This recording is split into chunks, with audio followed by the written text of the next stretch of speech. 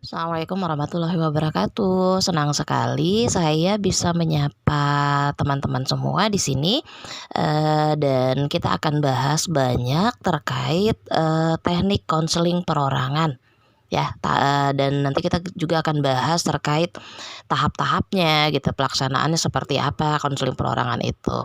Oke. Yang pertama kita bahas terkait teknik konseling gitu ya, teknik konseling perorangan spesifiknya ya. Jadi teknik konseling itu ada 2. Yang pertama itu teknik umum, yang kedua teknik khusus. Apa sih teknik umum gitu ya, apa sih teknik khusus gitu ya. Teknik umum itu lebih kepada teknik yang digunakan untuk mengembangkan proses, konseling pada umumnya. Jadi teknik ini akan berlangsung dari awal proses konseling gitu dia, dari kita, menerima klien sampai dengan proses akhir konseling. Itu, menyebar tekniknya, pasti akan terlaksana selama rentang proses, konseling perorangan itu. Dari awal sampai akhir pelaksanaan konseling perorangan.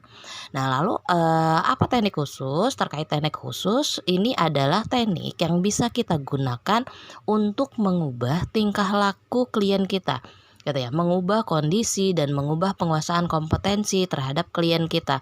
Dan ini pun dilakukan gitu ya, setelah di akhir gitu ya, pelaksanaan konseling perorangan gitu. Jadi dan pelaksanaannya pun atas persetujuan klien, dia mau nggak untuk diubah, perilakunya yang salah, perilakunya yang tidak sesuai gitu. Nah ini, ketika dia memang setuju mau, nah kita bisa terapkan teknik ini gitu. Itu gambarannya terkait, teknik, konseling perorangan. Dan apa aja sih sebenarnya teknik-teknik umum gitu atau teknik-teknik khusus gitu ya, itu banyak sekali gitu ya, kita akan mempelajarinya nanti, step by step, satu per satu. Saya paparkan dulu di sini ada beberapa macam teknik umum. Teknik umum itu ada sekitar 20-an, ya 20-an teknik yang bisa kita terapkan dalam pelaksanaan konseling perorangan, mulai dari menerima klien, sikap duduk gitu. Jadi sikap duduk, kita pun diatur gitu ya, sehingga klien dan konselor itu, melakukan konseling itu jadi nyaman gitu. Nah, jarak duduk gitu berapa sentimeter, nanti kita kita bahas lebih dalam di sesi-sesi selanjutnya. Kontak mata, ekspresi wajah, intonasi suara gitu. Nah, ini penting gitu supaya nanti klien tidak tersinggung, klien merasa, diterima, diperhatikan, didengarkan. Nah, ini, teknik ekspresi wajah dan intonasi suara, teknik penstrukturan gitu, teknik kontak psikologis karena ini paling penting juga gitu ya. Ketika kita mendengarkan, kita merespon gitu ya, kontak psikologis ini juga penting kita akhirnya melakukan high touch gitu ya. Klien akhirnya merasa bahwa, konselor ini menerimanya dengan baik gitu ya, bahwa, ada kontak psikologis, yang akhirnya membuat, si klien itu nyaman gitu. Nah ini nanti juga akan kita bahas, ada ajakan untuk berbicara ketika memang nanti kita menemui klien-klien yang dia, eee, susah mengeluarkan, pendapat atau susah mengeluarkan, eee, apa yang ada di pikirannya. Nah nanti kita melakukan teknik-teknik, untuk mengajak klien berbicara. 3M, apa itu 3M? Mendengar, memahami, merespon. Nah ini juga jadi hal penting dalam pelaksanaan konseling perorangan.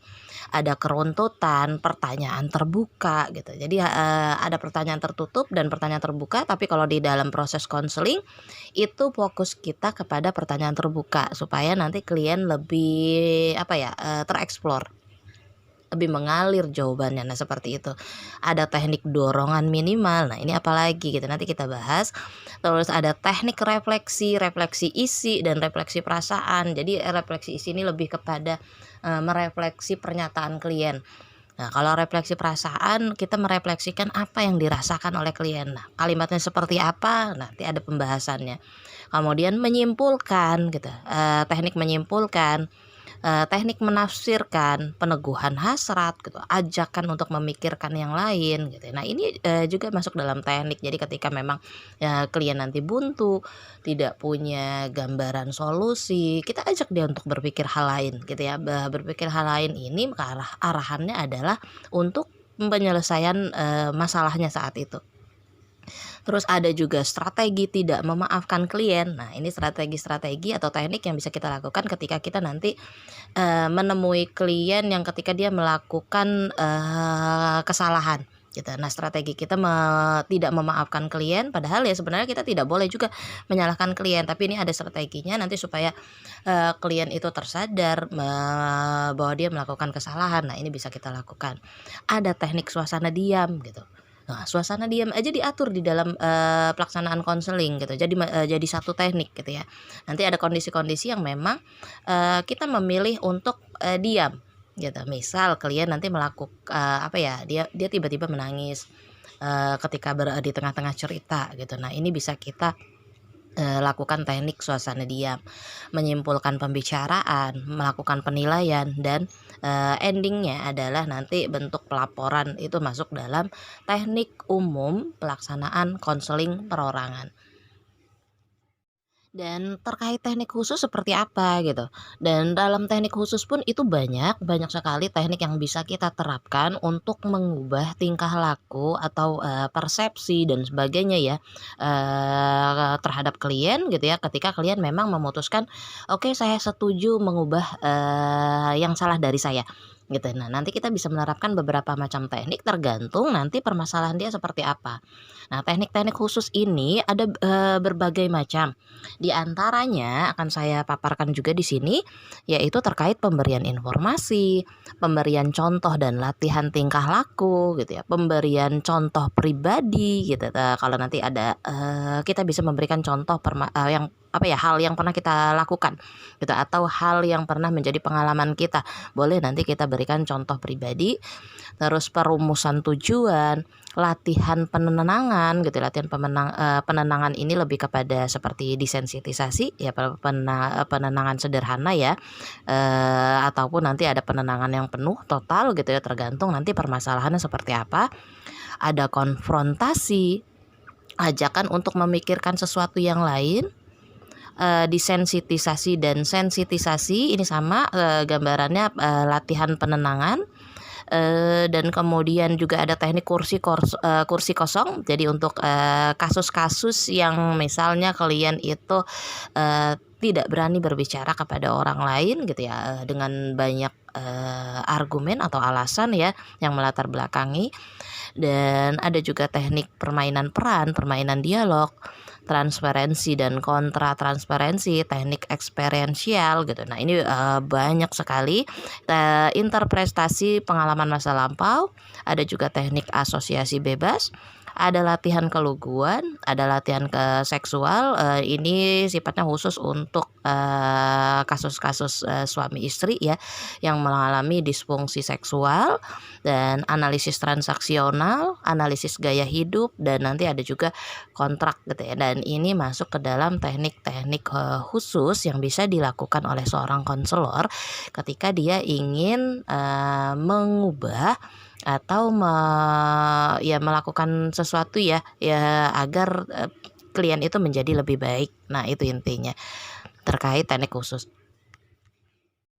Oke, dalam proses konseling perorangan gitu, pelaksanaannya itu nanti, beberapa proses yang harus kita lalui, ada lima proses. Yang pertama yaitu proses ketika kita membina hubungan awal kita dengan klien.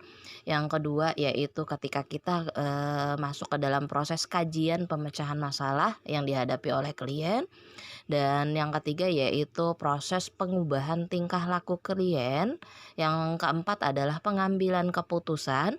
Dan yang terakhir adalah proses pengakhiran dan tindak lanjut dalam proses konseling.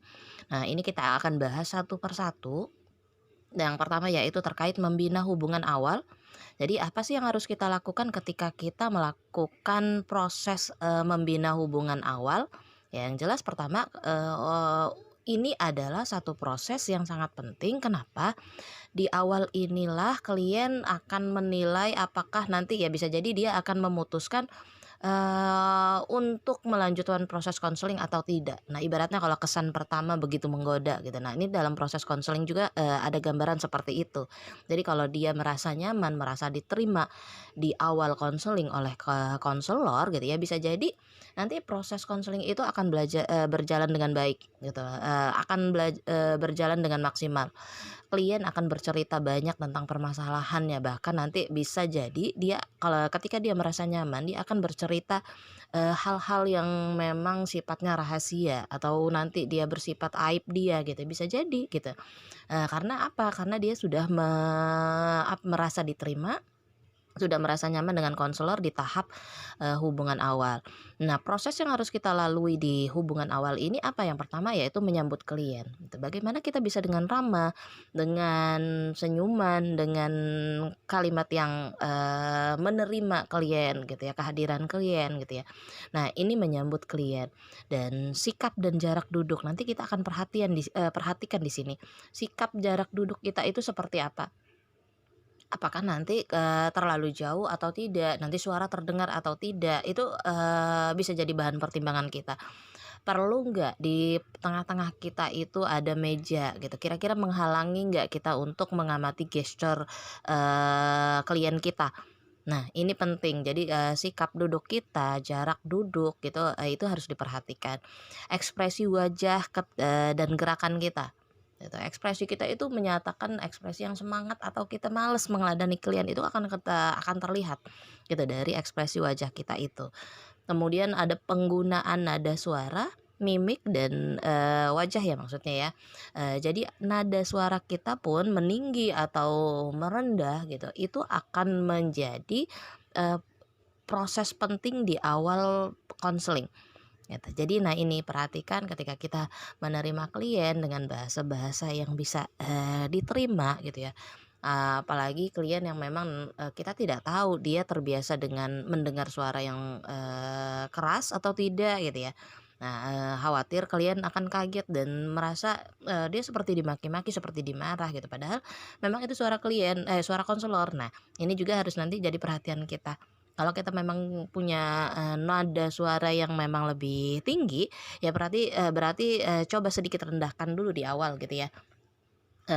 Untuk membuat klien itu merasa nyaman dengan kehadiran dengan kita gitu ya, yang menerima klien gitu ya, kedatangan klien dan kemudian ada proses ajakan untuk berbicara gitu. Misalnya dengan kata-kata, "Oke, gimana nih, apa yang bisa saya bantu?" gitu. Atau bahasa lain, eee, "Oke, apa yang membuat Anda datang ke sini?" gitu ya. Ada yang ingin Anda ceritakan gitu ya. Nah, itu ajakan untuk berbicara gitu.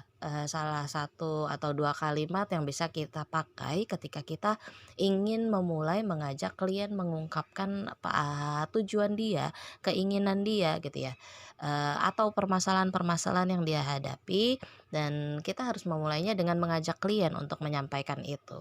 Dan selanjutnya adalah ada terkait kontak mata, ini penting. Jadi jangan sampai ketika kita berbicara kita sibuk melihat yang lain. Padahal kontak mata kita itu seharusnya harus memperhatikan pas foto ya, pas foto klien gitu dalam artian, ya kita menangkap wajah klien, bagian lengan klien itu kita perhatikan. Bisa jadi nanti ada gerakan tangan atau nanti kepala menunduk dan sebagainya. Nah ini akan menjadi catatan tersendiri oleh seorang konselor. Terus kontak kejiwaan atau kontak psikologis ini penting, baik nanti ketika klien tiba-tiba menangis atau dia tidak merasa nyaman, kita akan merasakan itu. Atau nanti dia bercerita tentang hal-hal yang sedih gitu. Jadi kontak psikologis ini penting, kita berarti nanti mengekspresikan juga kesedihan kita, kebahagiaan kita, atau dia nanti cerita hal-hal yang menyenangkan, bahagia, ya berarti kita akan ikut alur. Merasa bahagia juga dengan ceritanya dan sebagainya, dengan itu akan terlihat dari ekspresi kita ketika kita merespon klien.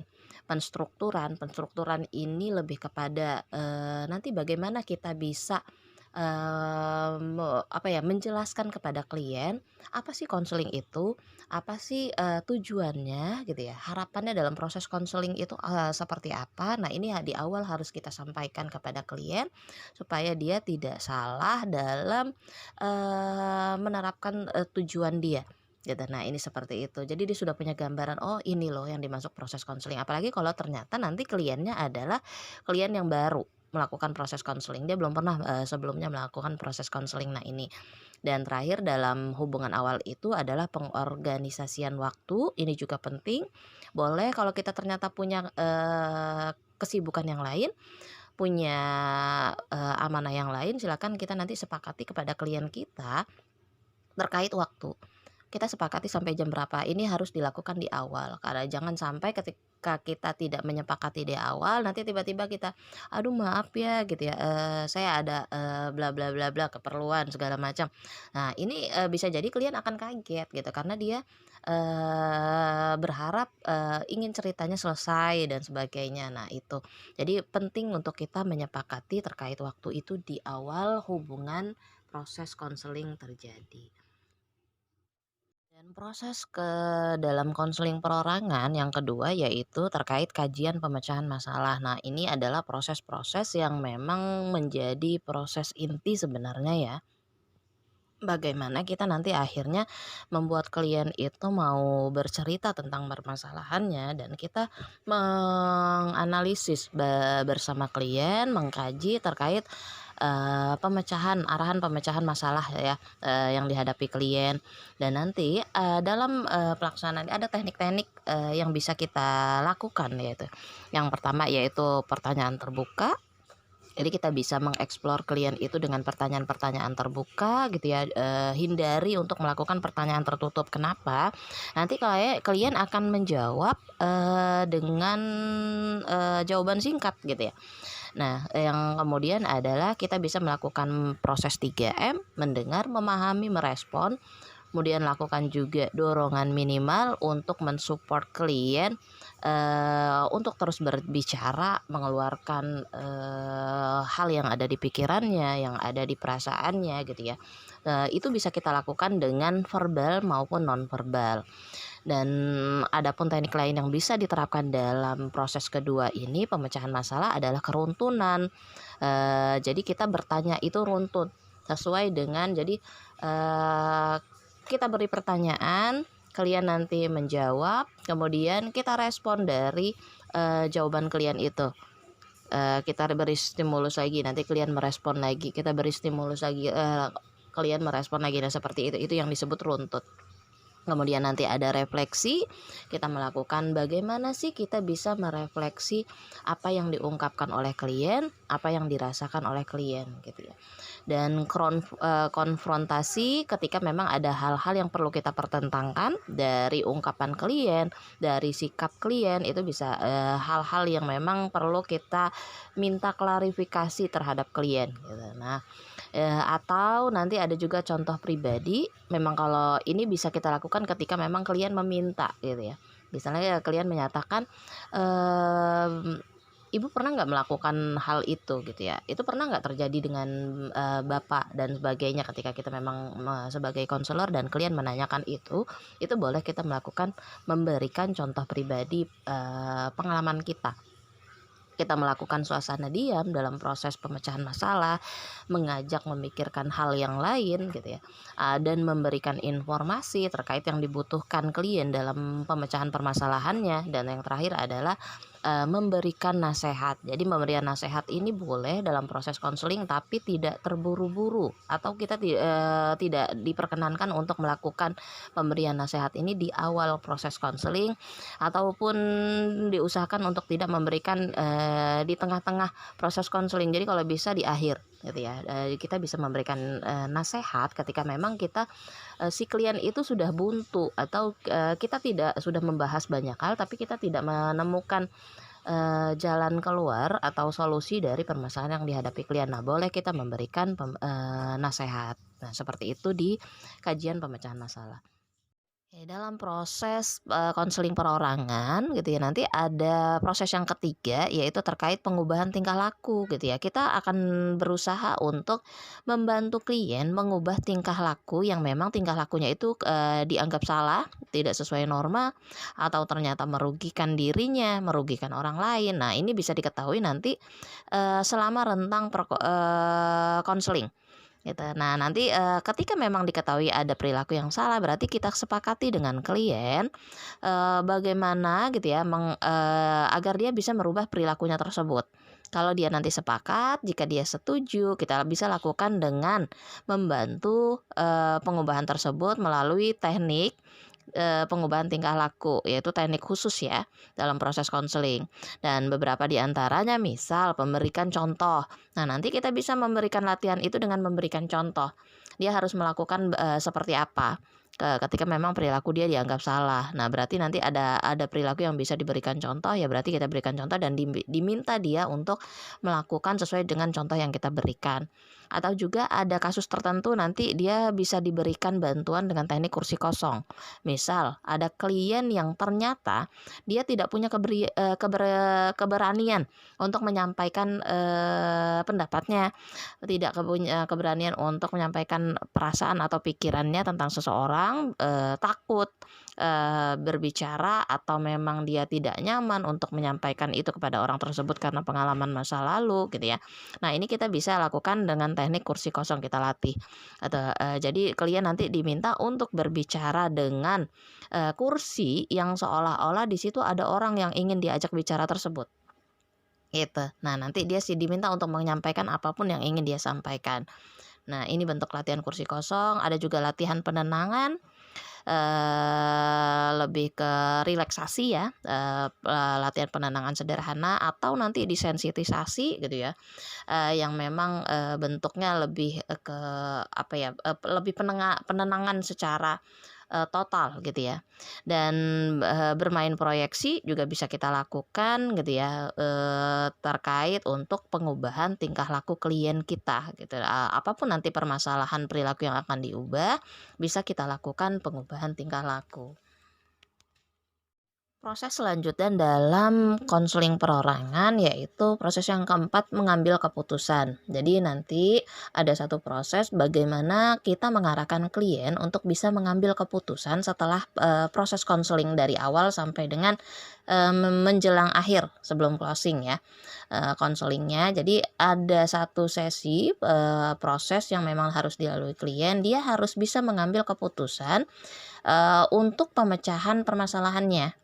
Gitu, jadi mulai dari nanti merumuskan tujuan gitu ya, ketika dia melaksanakan konseling itu berarti kan dia memang di awal sudah punya tujuan, ending-nya ke gitu ya, dan ketika dia mengambil keputusan itu nanti harapannya seperti apa. Gitu. Nah, kemudian ada juga nanti di dalam pengambilan keputusan itu menentukan alternatif terbaik gitu ya, menentukan alternatif terbaik kalau memang ternyata banyak alternatif-alternatif, yang bisa dilakukan oleh klien gitu. Nah, bisa jadi dia nanti memilih salah satu saja gitu ya. Mana nih yang paling efektif, mana nih yang paling baik dari sekian alternatif yang bisa dia lakukan untuk memecahkan permasalahannya sebagai jalan keluar. Atau menentukan, dan dia juga nanti diminta untuk menentukan kapan nih mau melaksanakannya itu gitu, apa yang menjadi komitmen dia, apa yang menjadi, keputusannya gitu, kapan dia akan melaksanakan. Kalau bisa memang sesegera mungkin sehingga permasalahan yang dihadapi juga akan lebih cepat, terselesaikan. Nah, itu harapannya seperti itu. Oke, di dalam proses konseling perorangan yang terakhir yaitu terkait pengakhiran dan tindak lanjut. Ini masuk dalam proses kelima ya, terakhir di dalam proses konseling. Jadi apa saja yang harus, dilakukan ketika kita akan mengakhiri dan, proses tindak lanjut. Yang pertama yaitu merumuskan hasil konseling yang telah, tercapai. Nah, jadi dalam artian, kita bahas lagi, kita rumuskan, kita simpulkan secara keseluruhan dan termasuk, komitmen yang sudah diambil oleh si klien gitu ya, sebagai apa ya, sebagai solusi yang akan dia lakukan gitu. Nah, kita evaluasi tentang pelaksanaan konselingnya gitu ya, apa yang dia rasakan, baik, apa yang dipikirkan oleh klien setelah proses konseling. Nah, ini bentuk evaluasi kita secara langsung, kemudian merencanakan apa yang akan dilaksanakan setelah konseling berakhir, apakah nanti perlu ada konseling lanjutan dan sebagainya atau tidak. Nah, ini boleh disepakati dengan klien, kemudian kita perlu melakukan peneguhan hasrat terkait klien-klien yang memang, dia belum kuat, secara komitmen gitu ya, masih ada keraguan sedikit gitu ya, tapi perlu kita lakukan peneguhan hasrat gitu, untuk mencapai hasil yang lebih maksimal, harapannya seperti itu. Kontrak kalaupun memang nanti ada keinginan untuk konseling lebih lanjut, ya berarti kita harus sepakati kapan waktunya, untuk bertemu lagi, untuk melakukan proses konseling lagi, itu bisa disepakati dengan klien. Dan terakhir yaitu, salam, ucapan terima kasih dan sebagainya sebagai penutup, sebagai closing dari pelaksanaan konseling secara keseluruhan dari awal sampai dengan akhir proses konseling. Nah, ini terkait proses konseling, perorangan. Kalau kita simak pentahapan dalam proses konseling perorangan itu bentuknya seperti kurva gitu ya, seperti kurva kita bisa lihat gitu bahwasanya mulai dari, proses pertama, kedua, dan ketiga itu adalah ketiga itu jadi intinya ada inti dalam proses konseling yang ketiga itu. Jadi, klimaksnya gitu ya, di mana klien mulai, ditemukan inti permasalahannya seperti apa, kita bahas gitu ya, kita analisis bareng-bareng, dengan klien, sampai akhirnya, klien, paham sekali gitu, "Oh iya permasalahan saya seperti ini gambarannya," gitu ya, dan konselor pun paham tentang itu, sehingga dicarilah, solusi yang tepat dari permasalahan yang muncul. Nah, dan sampai akhirnya nanti baru cooling down, kita mulai turun lagi gitu, ditemukannya, solusi dari permasalahan sampai akhirnya proses closing ini. Jadi bentuknya, pentahapan dalam proses konseling itu seperti kurva gitu ya alurnya.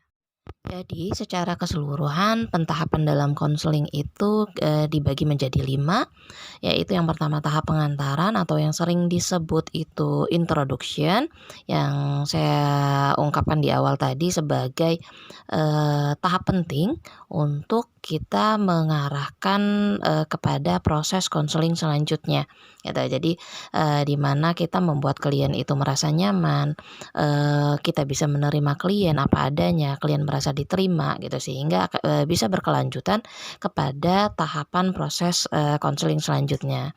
Dan tahapan selanjutnya yaitu terkait, tahap penjajakan, di mana kita menjajaki permasalahan klien, klien mulai bercerita terkait permasalahannya dan kita merespon gitu ya, sampai dengan akhirnya nanti kita bisa masuk ke tahap penafsiran dan kita mulai menafsirkan permasalahan klien berdasarkan cerita klien dan, oh berarti ini, permasalahan klien terkait masalah pribadi misalnya.